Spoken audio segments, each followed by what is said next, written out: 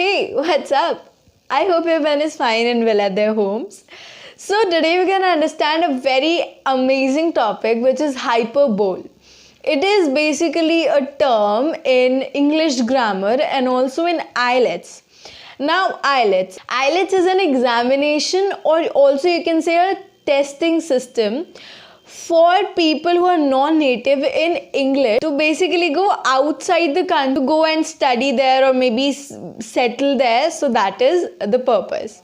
If you want more details about IELTS, just comment it below. I'm going to share all the important things about IELTS and every step about it. Just let me know in the comment section.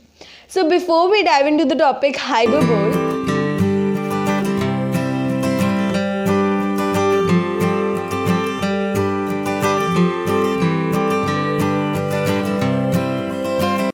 okay, so now further ado, let's dive into the video. Okay, so hyperbole. Hyperbole is a figurative language technique where exaggeration is used to create a strong effect. Exaggeration use होती है एक strong effect डालने के लिए किसी statement में. ये पूरा sentence बता रहा है. अच्छा, ये जो पूरी दो लाइनें हैं यहाँ से लेकर यहाँ तक is a definition of hyperbole. आप इसको नोट कर सकते हो, स्क्रीनशॉट ले सकते हो. मेरे लैंग्वेज में simply something which is exaggerated statement या फिर something which is not to be meant very seriously या जो भी जो दैट्स नॉट मेंट लिटरली कि वो होगा. जैसे for example, my mom is gonna kill me. No mom, कोई भी ऐसी मम्मी नहीं है पूरी दुनिया में जो अपने बच्चे को मार देगी, राइट? तो ये एक एग्जैजरेटेड स्टेटमेंट है जो कि लिटरली मेंट नहीं होती है. इसका मीनिंग लिटरली वही नहीं होता, बट इसको स्ट्रॉन्ग इफेक्ट देने के लिए एक पूरे स्टेटमेंट में that is use which is known as hyperbole. अच्छा, डू यू नो वर्ड कि ये दो वर्ड से बना है विच इज हाइपर एंड बोल, right? Okay, so now let's know the meaning of hyper. Hyper का मतलब होता है ओवर, ओके, एंड बोल का मतलब होता है to throw, right? To throw. Etymologically या फिर रफली हाइपरबोल ट्रांसलेट्स टू ओवरथ्रो और टू थ्रो ओवर, है ना? मतलब हमारी भाषा में या फिर जो हम नॉर्मल हिंदी वर्ड्स यूज करते हैं उस लैंग्वेज में बोलूं तो फेंकना, राइट? हम बोलते हैं ना कि फेंक रहा है. ओवरथ्रो और टू थ्रो ओवर, राइट? तो हाइपरबोल का मतलब आपको मेरे ख्याल से समझ आ गया होगा. Let's have look on some of the examples. So मेरे पास अराउंड इधर 50 एग्जांपल्स हैं, इफ आई नो. या तो हम एक एक करके समझेंगे एंड आपको एक दो एग्जांपल्स के बाद ही मेरे ख्याल से हाइपर बोलना बहुत इजीली समझ आ जाएगा. Okay, so the very first example is Charlie gazed hopelessly at the endless pile of the bills stretching across the counter. इसका सिंपल हिंदी मतलब ये है, चार्ली ना होपलेसली एंडलेस देखे जा रहा है पाइल ऑफ बिल्स पे जो वो पूरे काउंटर पे स्ट्रेच हो रखे हैं या फिर कह सकते हो फैले हुए हैं. अभी आपको इससे कुछ प्रॉपर मतलब ऐसे कनेक्ट नहीं कर पाऊंगी, बट आओ आओ सबर रखो, आएगा. समझ आएगा. Okay, so the second example is that woman has no self control. अच्छा, ये ना एक ऐसी लाइन है जो कि मैंने बहुत बार सुनी है कि ना that man that person has no self control. देखो, अगर उनके पास सेल्फ कंट्रोल ना होता ना तो शायद they would not do anything. तो दिस इज समथिंग एग्जैजरेटेड कि मतलब ऐसा हो ही नहीं सकता यार. मतलब a person can not be in self control. हाँ, अगर वो मेंटली रिटायर्ड है अनदर थिंग, बट या this is an hyperbole.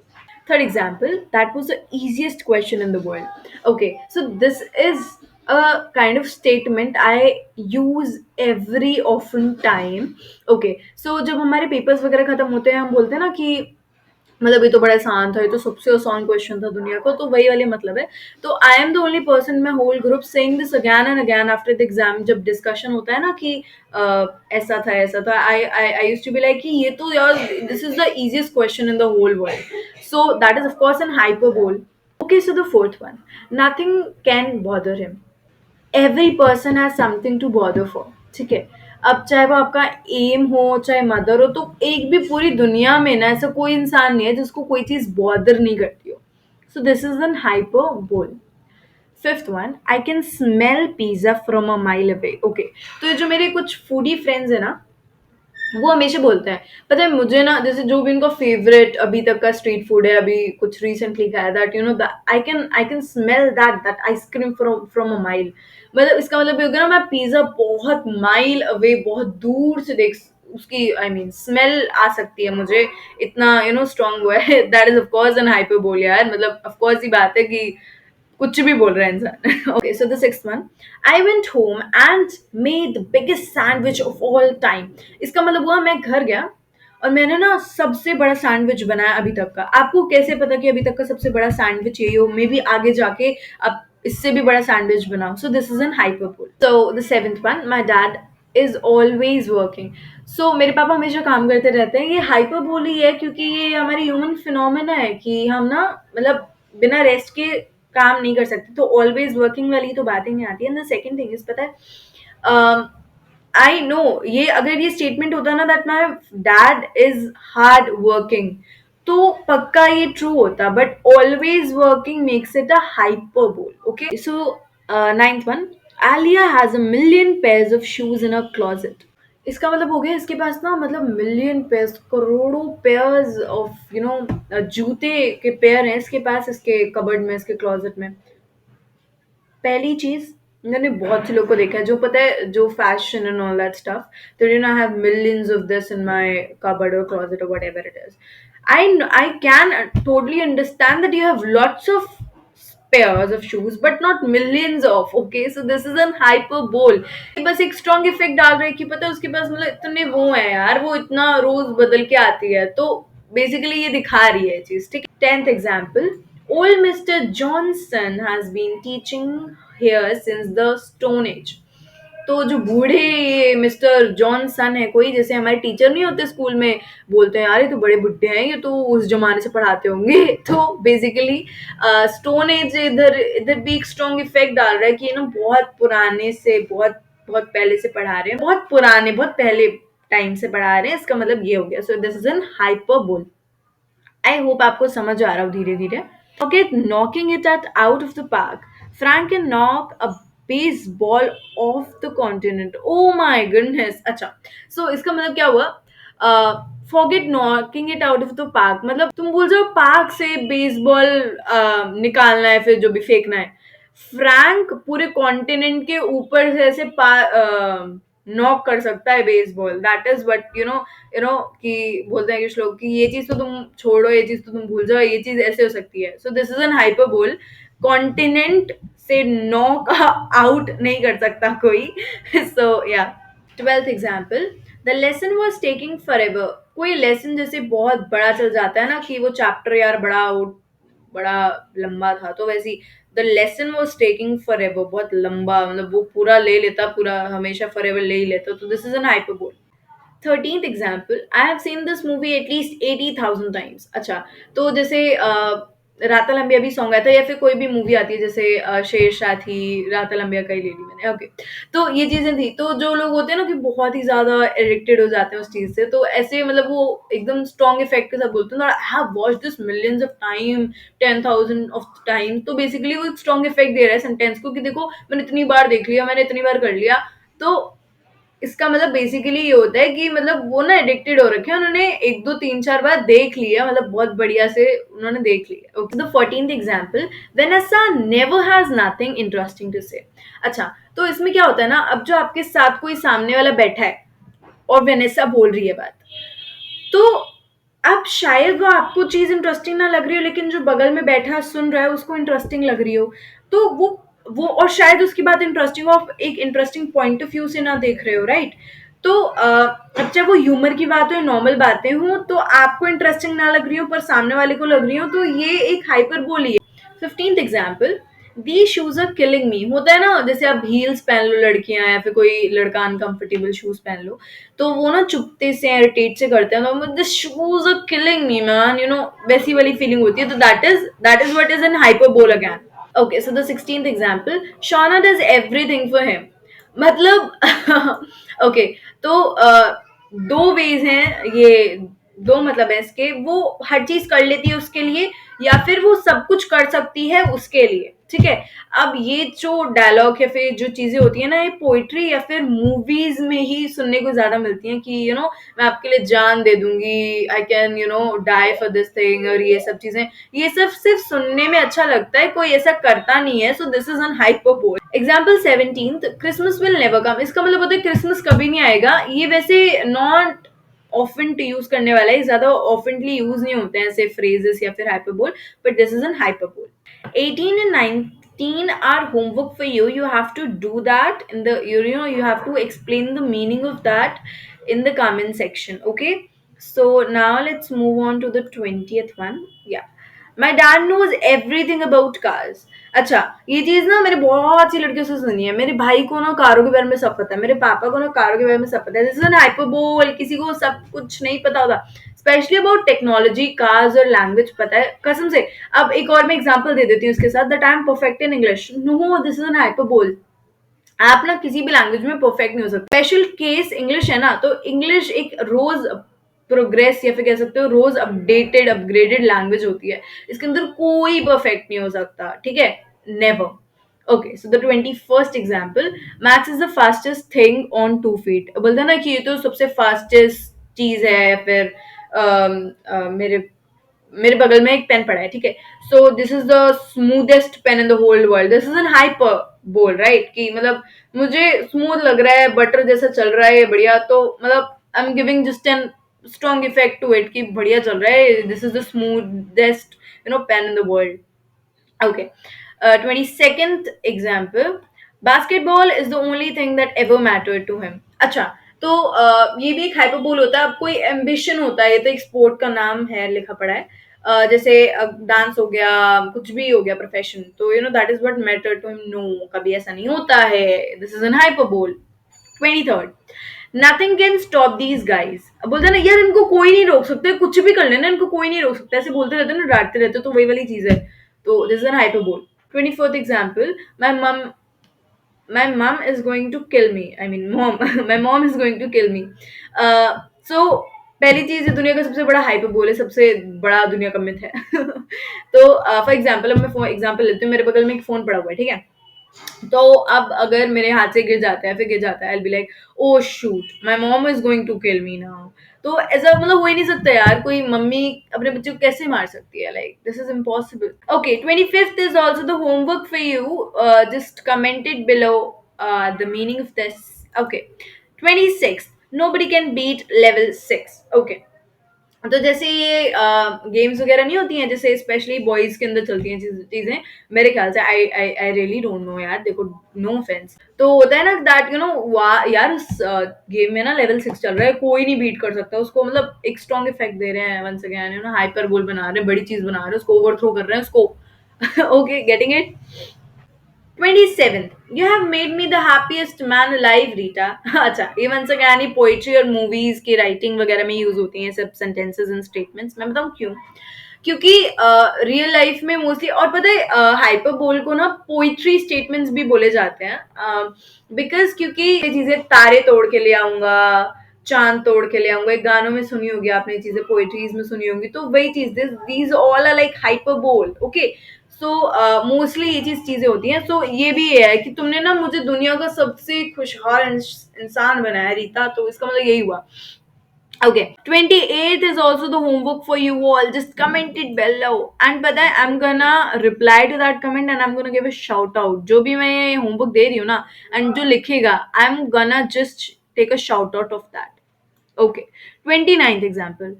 We'll be the best friends forever। ये दुनिया का सबसे बड़ा मिथ है, once again, पता है क्यों?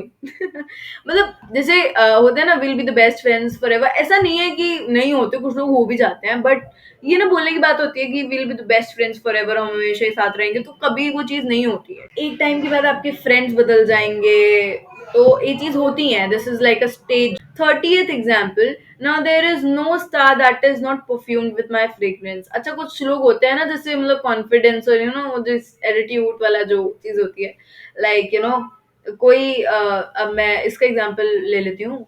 कोई ऐसा सितारा नहीं है जो मेरी फ्रेग्रेंस, मेरी सुगंध से वो नहीं है प्रेरित, जो भी कह सकते हो, नहीं पहचानता है, बड़े बड़े इट इज, तो वो वाली चीज है। This is an hyperbole again. 31st example, I will never say never। Wow, what a resolution। Oh my goodness। Okay, just kidding। I will never say never भी एक hyperbole है। आप बिल्कुल, ऐसा हो ही नहीं सकता कि never ना कहो जिंदगी में यार। This is not possible. 32 is also the homework for you all. Just comment it below fast as you can. Okay. 33rd example. The only thing that he ever wants to do is play that game. अच्छा, होते हैं ना जो जिद्दी बच्चे होते हैं कि उसको जो वो उसको पता है क्या करना है, उसको सिर्फ वो गेम खेलनी है, जैसे अब पबजी फ्री फायर मुझे पता नहीं है क्या क्या होता है बट ठीक है। तो उसको बस कुछ नहीं करना, उसको फ्री फायर ही खेलना है। तो वो वाली चीज है और ये हाइपरबोल है, इसको हाइपरबोल स्टेटमेंट कहते हैं। Okay, once I get you in my arms, I'm never going to let you. अच्छा, तो ये भी फिल्मी डायलॉग या फिर कह सकते हो पोइट्री है कि तुम एक बार मेरी बाहों में आ जाओ, मैं तुमको कभी नहीं छोड़ूंगा, like that is that. Okay, 35th, John always knows the right thing to say. अरे यार मुझे जॉन से मिलना है फिर तो। You know what, why? My mother or my father, parents, everybody in my family would say, Meenal, you don't know what to say. You always say wrong thing at at the time or whatever it is. You don't know what to say. ये एक hyper बोले कि John को ना सब like right चीज पता होती है बोलने के लिए। Okay, now 36th is also homework for you. Just comment it below the meaning fast. 37th. Nothing would ever go wrong with his plan. ये बड़े कॉन्फिडेंट लोग होते हैं ना, अरे अगर वो प्लान कामयाब, ऐसा हो ही नहीं सकता कि वो प्लान कामयाब ना हो, तो कुछ रॉन्ग हो ही नहीं सकता उसके प्लान के साथ, तो वो वैसी वाली चीज। This is an hyperbole. 39th example, Jasmine never forgets anything. अच्छा, ये वो लोग होते हैं ना, अरे वो कभी नहीं भूलती, उसको बता दो, उसको जन्मों की चीजें याद रहती हैं। तो this is an hyperbole again. 40th example, everyone knows that. मतलब होती है ना चीज कि मैंने कोई चीज बताई कि यू नो मैं जैसे कुछ भी जैसे नॉलेज की चीज होती है, मैं पढ़ के आई या फिर जो भी है मेरे को कहीं से पता चली, तो मैं बताती हूँ मम्मी को आके या फिर जो भी है, तो मम्मी ये चीज है, तो मम्मी बोलती है सबको पता है ये चीज। I am like what? So ये एक हाइपर बोल है यार, दुनिया में सबको नहीं पता है। सो या 41, go to the park, that's the best idea ever. अच्छा, ये बेस्ट आइडिया नहीं। Best idea ever. अच्छा, अगर ये होता ना कि ये बेस्ट आइडिया है तो it would not be a hyper बोल। समझ रहे हो आप? एवर लगा दिया गया है ना, इसकी वजह से बन गया है क्या? Hyperbole. So to go the park that's the best idea, it's not a hyperbole, but to go to the park that's the best idea ever is a hyperbole. Okay, I had moved mountains for her. ये देखो फिर से वो तारे तोड़ने और चांद तोड़ने वाली बातें आ गई हैं। I hope you getting it. पहाड़ हिला सकता हूँ वाली चीज है तो। Okay, 43rd example, Tanya never stops talking. अच्छा, मेरी एक फ्रेंड का नाम है Tanya, and Tanya if you watching it till end ना, this is for you actually. तो ये हाइपरबोली है, मतलब ऐसे बोल देता ना कि यार वो इतना बोलती है ना, कभी बोलना ही नहीं चुप करती है, वो चीज है। Okay, 44th, I can't do anything right. अच्छा, ये कुछ लोग होते हैं ना जो कॉन्फिडेंस लेवल जिनका बहुत ही नीचे हो जाता है किसी चीज की वजह से। मेरे साथ भी बहुत बार होता है, तो मेरे मुंह से भी ये चीज निकलती है, I can't do anything right. या this is like always with me, मैं कुछ भी पॉजिटिव करने जाऊँ ना नेगेटिव ही होता है। तो this is an hyperbole, that is not the true thing, that's not what is meant literally और seriously. Okay, 45 is also for you. Just commented the meaning of it. 46th one हम बताएंगे, Jack was thirsty enough to drink a river dry. अच्छा, ये होता है ना कि भाई वो इतना प्यासा है ना, वो एक नदी मिले ना वो पी ले, वो इतना भूखा है ना उसको पूरी दुनिया दे दो वो खा ले पचा ले। this is actually an hyperbole. 7th example, she is perfect in every way. ये होता है ना, मतलब या ही शी जो भी लिखा लो, कुछ कोई इंसान होता है बोलता है अरे यार she is perfect in every way, चाहे वो इंग्लिश हो, चाहे वो डांस हो, चाहे अच्छा ये मैं अपने लिए कनेक्ट करी समझो। Leave it. 48, your dad is the smartest guy in the world. अरे I know that, big compliment. Okay, so ये हाइपरबोल है, मतलब as a meant not to be taken seriously or literally, something like a compliment of hyperbole, वो चीज है। We tried everything that we could. मतलब होता है ना, हमने सब कुछ ट्राई किया यार जो हम कर सकते थे इस चीज को लेके, या फिर जो भी प्रोजेक्ट चल रहा है हमने सब कुछ ट्राई किया इसको लेके, बट यार हम कर ही नहीं पाए। तो ऐसा नहीं होता है, आपने सब कुछ ट्राई नहीं किया होता है, तो this is an hyperbole. Last example, I could listen to that song on repeat forever. अच्छा, राता लंबिया वाला एग्जाम्पल ले लेते हैं हम फिर से. So, कुछ लोग क्या, बहुत से लोगों ने इस टाइम पे बोला कि ना मैं उस सॉन्ग को रिपीट पे सुनूं हमेशा. So yeah, I hope you got the concept of. So that's it for the video. If you like the video, share it with your friends, your relatives, and your family members. And do let me know your feedback in the comment section about the video. Thank you so much. Bye bye. See you in the next one.